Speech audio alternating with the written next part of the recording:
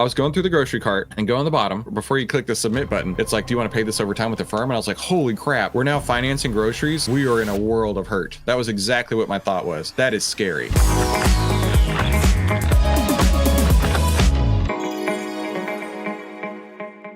My name is Christopher Yule. I've twice been awarded top 100 people in finance. I was mentored by 5 of the market wizards, the best traders of all time. I've been successfully trading since 2009, and this is where we save time, make money, and start winning with less risk together as a team. And let's get into the lesson of the day. So be sure you stick around to see how we rank this out of 10, and subscribe if you haven't done so already. All right, so this video is called PayPal is in Crisis. And if you're familiar with what's going on with Honey and anything like that, it's PayPal is in a world of hurt right now. So let's see what this video has to say. The last 3 years have been nothing short of disastrous for PayPal. After nearly a decade of exponential growth and a parabolic stock price, the stock lost 85% of its value in 2022. This was caused by a multitude of factors, posing an existential threat to PayPal, such as the rise of competing payment methods like Apple Pay, as well as the stagnation of e-commerce as the pandemic subsided and people went— Dude, Apple Pay is real. In fact, just this morning, my wife and I were having a conversation in the bathroom while we're getting ready, and she's like, hey, did you pay my son's saxophone lessons? And I was like, no. And she's like, will you do that real quick? And so I pull up my email, 1 click, get into the email, 1 click Apple Pay, 2 clicks on the side of my phone. It's done, right? That's really easy to do. And yeah, that makes total sense as to why one of the reasons that PayPal is struggling is just that convenience factor. back to brick and mortar shopping. But in December of 2024, things went from bad to worse when it became the subject of massive fraud allegations. A popular YouTuber released an investigation that exposed that one of PayPal's biggest acquisitions, an online coupon aggregator called Honey, was engaging in what could turn out to be one of the most blatant and shocking online shopping frauds by a major company in recent memory. It is now facing a class action lawsuit seeking damages on behalf of thousands of victims. In this video, we'll examine the realities of PayPal's fundamental business model, how it's dealing with the end of its exponential growth period, and why its days of hypergrowth are behind it. And on the Honey situation, I loved Honey. I would still use Honey today, but it doesn't seem to function like it used to. I would many times find something on my phone, put it in the cart, and then go on my computer and then go get the Honey coupon code applied to it, right? Whereas it didn't have like a phone connection. It always had a PC connection on the PC that I'm talking to you right now on. And so I would do that all the time. Anytime where I knew that I could get Honey, I would put it in the cart and then go to the computer to finish out the transaction just so I could save a couple bucks. But who knew all the scandal behind this, right? I mean, I don't remember who recommended me to it, and I've been using it for years. So it is definitely not gone well for PayPal / Honey in this way here, which I'm hoping that he spends more time speaking on what happened. PayPal is a digital wallet that ordinary consumers can use to pay for online purchases or transfer money. They fund their PayPal wallets by transferring money from their bank accounts. Then they can pay for online shopping directly from their PayPal account. From the consumer's perspective, it's like using cash from a physical wallet at a physical store, except it's using PayPal at an online store. PayPal can take a lot of credit for bringing casual consumer commerce into the internet age. In the early 2000s, e-commerce and the internet were still in its early stages. For technical reasons, many companies that wanted to sell their merchandise online were still unable to accept credit cards over the internet. This was a main barrier to some companies, particularly smaller companies. But the biggest benefit that PayPal brought to online transactions was security. Typing your credit card information into a website and authorizing them to charge your card was a risky proposition, particularly before the development of modern internet security protocols. Consumers were understandably wary of handing over their credit card info to potentially untrustworthy vendors. Or you guys remember that, right? I'm old enough, so I'm 39. I'm old enough to remember when it was scary to put in your credit card number. Like, oof, is this really a good idea to put my credit card number on this website? Like, I remember that. Let me know in the comments if you're old enough to remember that. But yeah, that was a real thing. even to large reputable vendors for fear that their card info could be intercepted by hackers or malware. With PayPal, you tell PayPal itself to make a payment to the seller, and they only send the amount of money that you authorized. You only have to worry about the trustworthiness and security of your interaction with PayPal, a company that has built its reputation and business model around these issues. This made paying for things online much more safe and secure, making PayPal a wildly successful innovation in the consumer finance space. For most of the 2000s and early 2010s, PayPal was owned by the e-commerce giant eBay. eBay was able to integrate PayPal as its primary payment method seamlessly, and PayPal's adoption by consumers grew steadily. In fact, by the early 2010s, PayPal had become a business that had grown much bigger than just the native payment system for eBay, and earned almost as much revenue as the rest of eBay combined. It was also clear that with the rise of e-commerce, it had great potential to. That's what I remember about PayPal. Was that the first time I ever used it was buying stuff on eBay, and that's all I ever had known it for a long time. To grow even more. People needed to pay for online purchases for much more than just online auctions for trinkets and used cars. This was also around the time when Amazon and other e-commerce sites were really starting to take market share. And yet, Amazon did not accept PayPal as a payment method on its site, in large part because it was owned by eBay, a key competitor. In 2014, the activist investor Carl Icahn recognized this and realized that there could be significant value separating eBay from PayPal. He built up a position in eBay stock and wrote an open letter to shareholders, asking them to call for a spin-off of PayPal. eBay initially resisted, but eventually agreed to spin off PayPal in the second part of 2014. The spin-off of PayPal has been a huge success. On the day the decision was announced, eBay stock went up 7.5%. As an independent company, PayPal pursued relationships with other e-commerce sites that eBay may have considered competitors. It also expanded into new payments markets that eBay would not have been interested in, such as POS devices and brick-and-mortar retail establishments. Throughout the rest of the 2010s, PayPal grew rapidly, with its revenue growing double-digit percentages each year. Its net income exploded, increasing by 5 times in 5 years, from about $500 million in 2014 to almost $2.5 billion in 2019. In the years since the mid-2010s, PayPal has grown into a diverse business, but its core money-making operations have largely stayed the same. To understand how PayPal makes the bulk of its money, we first have to understand how the traditional credit card system works. The normal system can be broadly split up into 5 different types of participants: the buyer, the seller, the credit card network, the issuing bank, and the merchant acquirer. I would also like to point out, and I don't know if he's going to cover this, but I do a lot of work with financial institutions, and these banks who issue the credit cards, every time you swipe that card, right? And I don't know if you know this, you probably do, but you may not. The seller of that then pays a fee on top of it. So for example, if I buy something that's $100, there may be a 2.5% fee associated with just swiping the card.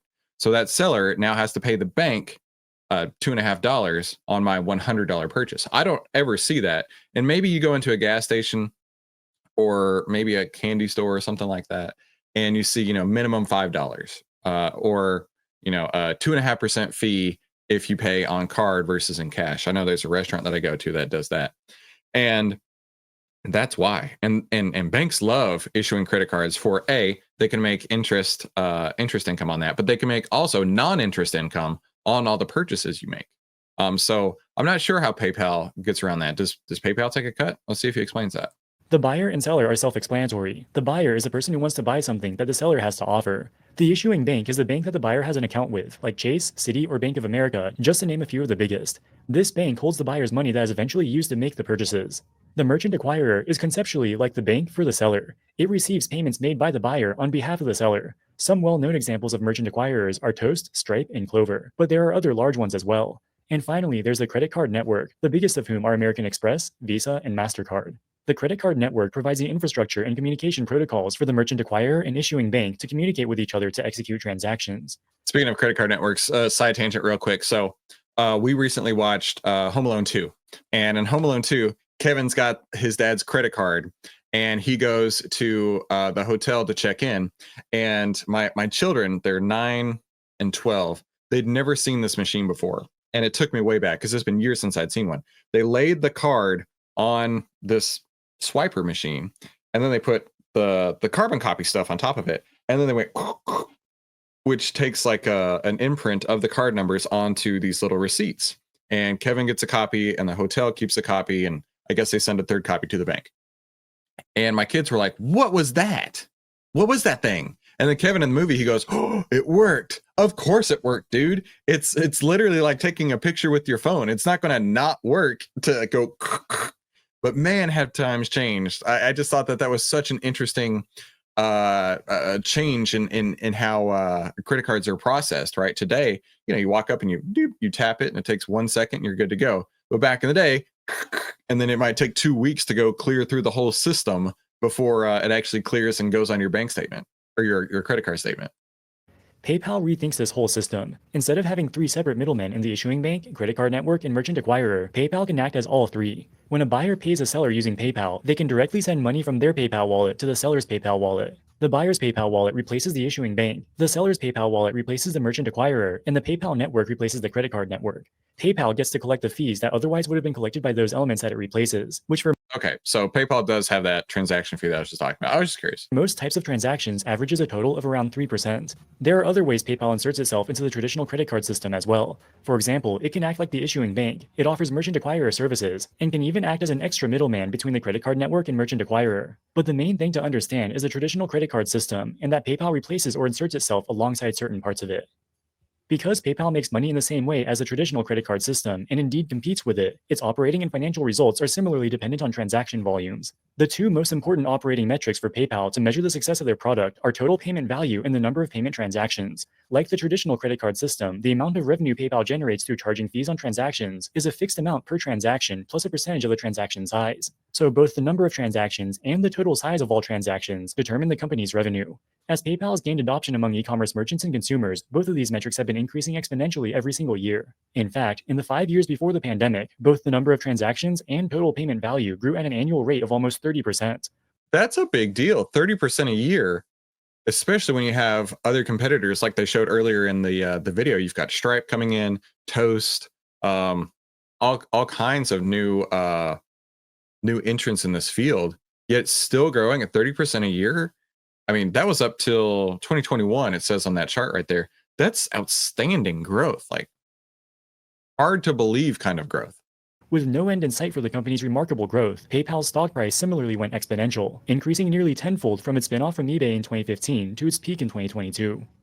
In the years immediately following its spinoff from eBay, PayPal was able to grow extremely quickly by simply expanding its reach outside of eBay. Companies like Uber, Walmart, and countless other companies, both large and small, started accepting PayPal. Similarly, with more and more places accepting PayPal, more and more consumers found it worthwhile to open up a PayPal wallet. The total number of active PayPal accounts more than doubled from 2015 to 2020, from 179 million to 377 million. But for perspective, that's greater than the entire population of the United States.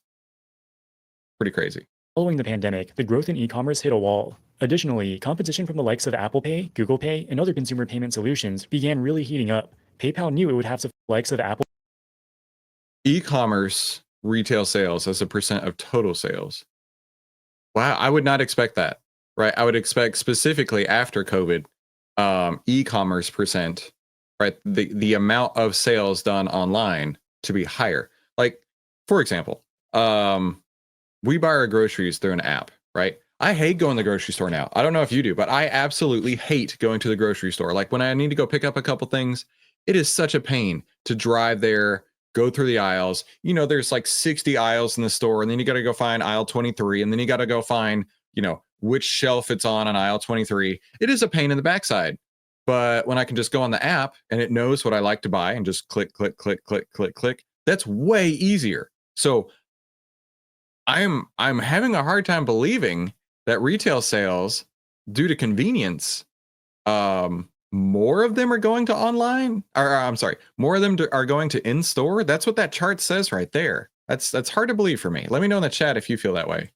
Apple Pay, Google Pay, and other consumer payment solutions began really heating up. PayPal knew it would have to find new ways to augment its product offering. It attempted to do so in a number of ways.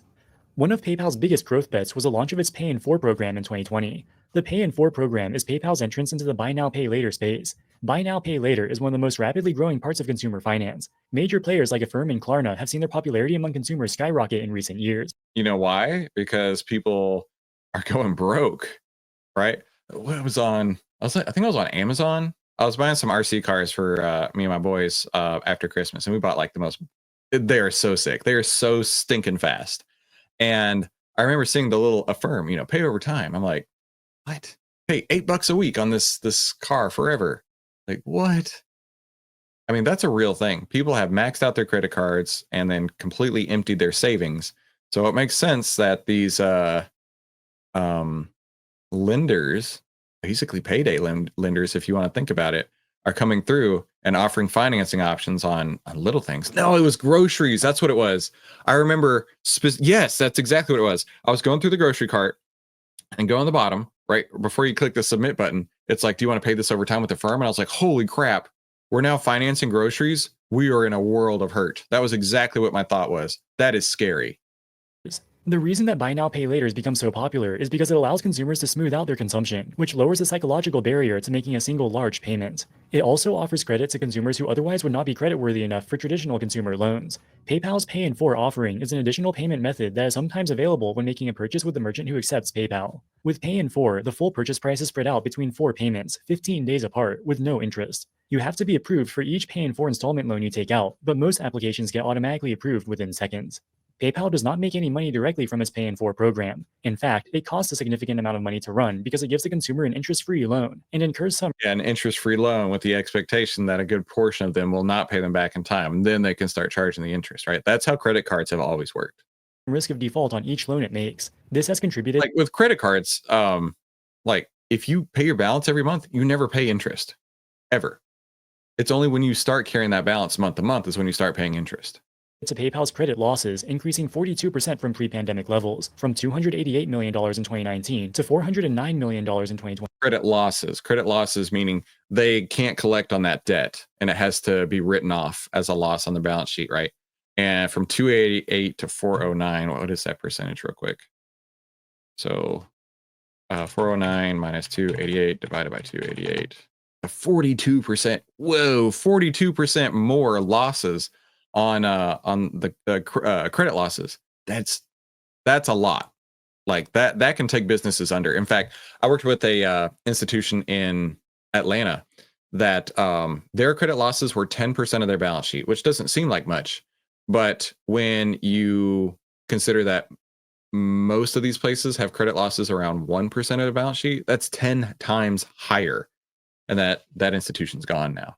2023. But remember that PayPal makes the bulk of its revenue from the total number of transactions and total payment value. Researchers have concluded that access to buy now pay later installment loans indeed has a causal effect on consumers increasing their spending. In an article published by the Harvard Business Review in late 2024, 2 marketing professors shared the results of a study they conducted to determine the effect of buy now pay later on how much money consumers spend. They compared the spending patterns of hundreds of thousands of consumers before and after adopting buy now pay later schemes. The study found an immediate increase in spending among those consumers who adopted buy now pay later, to the tune of 17 to 26%. This is the most convincing academic evidence yet that buy now pay later indeed causes consumers to spend more. PayPal is uniquely positioned to benefit from this dynamic because their revenue is directly linked to how much money people spend using PayPal.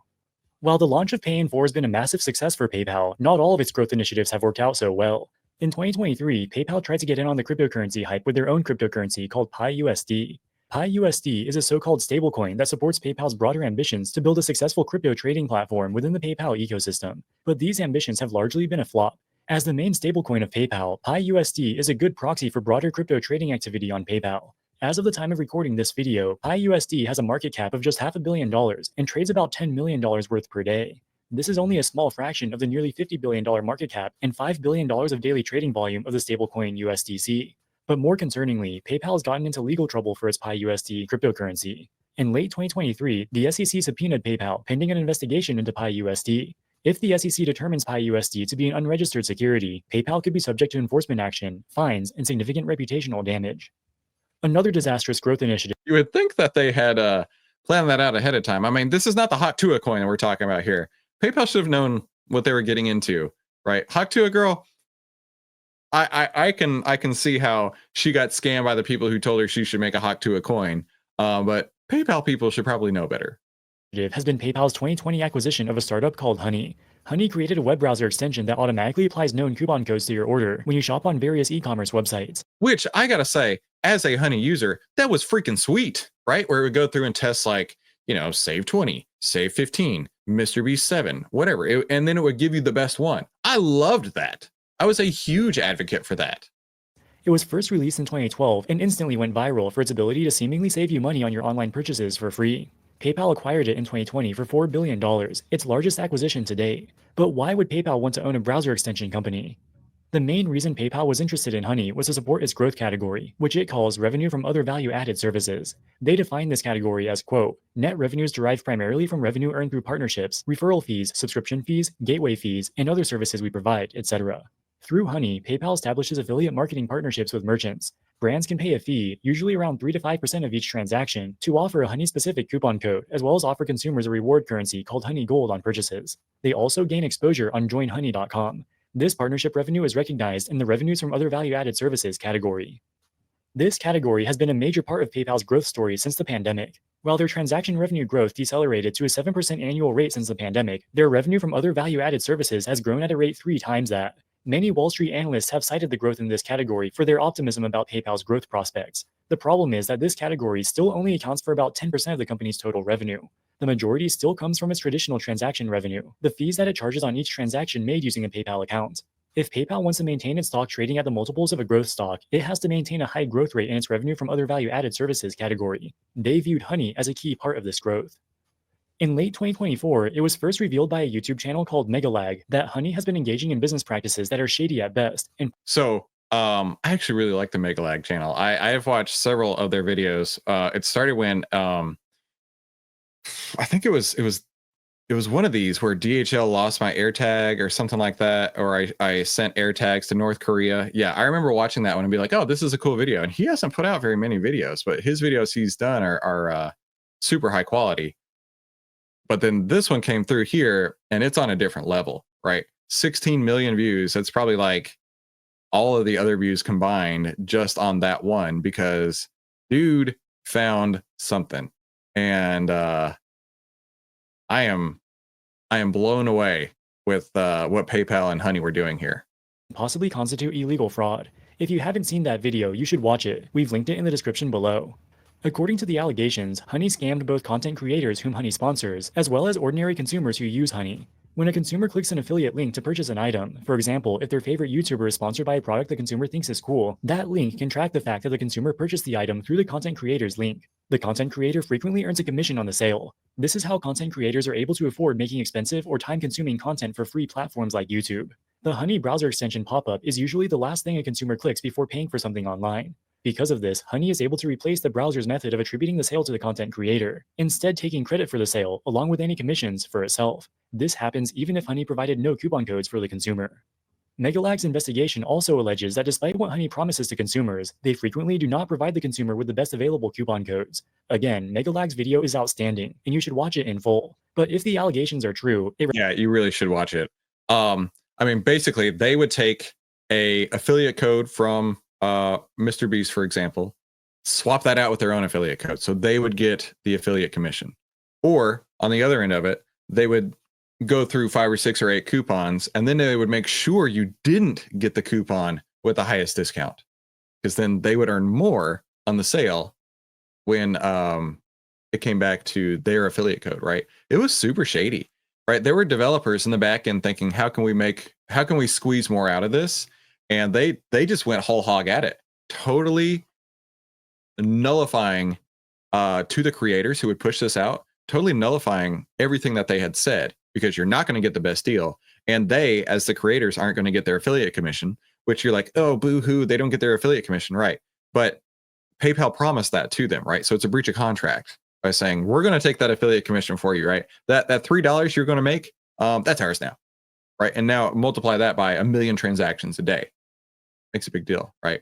So I do want to jump over real quick and take a look in OVTLYR at a couple things on PayPal, right? First thing I want to look at here is, let's make this bigger. We got a sell signal on PayPal on December 23rd. Megalag's video, I want to see when that came by now you've hang on, let's let that load for a second here. That came out on December 21st. So this signal came like right after the basically the expose came through. So I was really curious to see what that was. But it definitely fell from a very greedy position and has fallen off, headed towards the fearful position down here. In fact, if you want to think of it this way, right? Old Uncle Warren would say, be fearful when others are greedy, and greedy when others are fearful. And OVTLYR shows you when people are acting greedy or fearful. And it shows right here how much the fear has taken hold and the greed has gone away. So I would definitely be cautious if you are a PayPal shareholder. In fact, if you look at the PayPal chart, these boxes right here are called order blocks. And basically, these are big institutional orders waiting to get filled. And you'll see that price will bounce in and right out of these order blocks like support and resistance. In fact, here's a great example here, right? It bounced down to this order block and then bounced right back out of it, creating a second order block. So it looks to me like it's going to drift sideways for a while. In fact, these order blocks on the top here, we got to go way back to November and October of 2022. So these orders to either buy or sell have been sitting out there for over 2 years at this point.